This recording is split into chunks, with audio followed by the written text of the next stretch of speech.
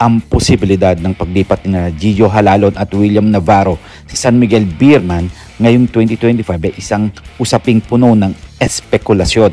Ayon sa mga ulat, ang SMB ay nagpapakita ng interes sa mga manlalaro mula sa Northport kabilang sina Halalon at Navarro.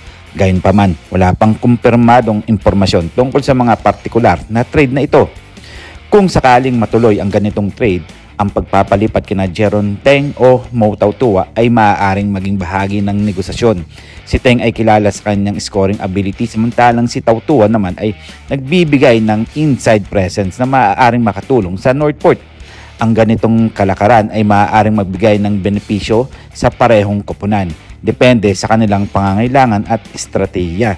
Tungkol naman sa mga posibleng pagbabago sa coaching staff ng SMB, ang may mga ulat na si Leo Austria ay bumalik bilang head coach ng noong 2024. Ang kanyang pagbabalik ay maaaring magdulot ng mga pagbabago ng roster at estratehiya ng koponan.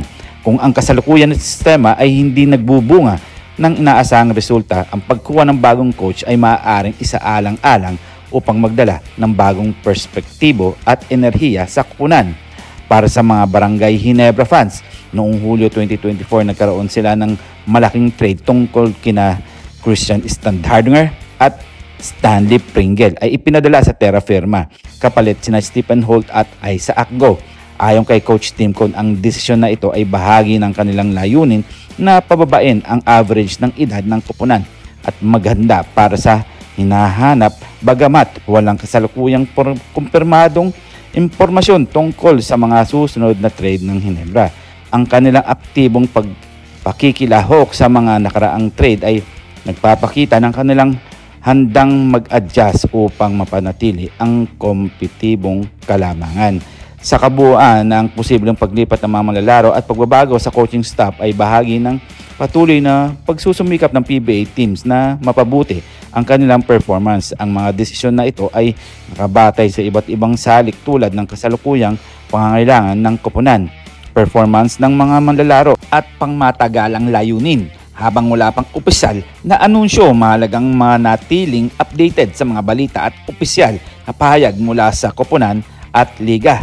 Well, marami pa tayong hinihintay. Imposible kaya mapunta ito sa Barangay Ginebra rin sila William Navarro at Gio Halalon sa ibang koponan, dahil may mga balita nga pwedeng mapunta itong si Halalon sa TNT Katropa.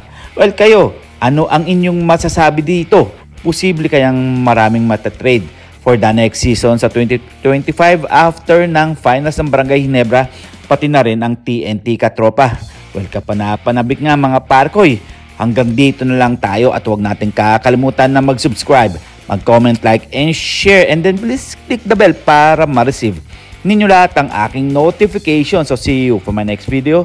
See you for my next vlog. God bless.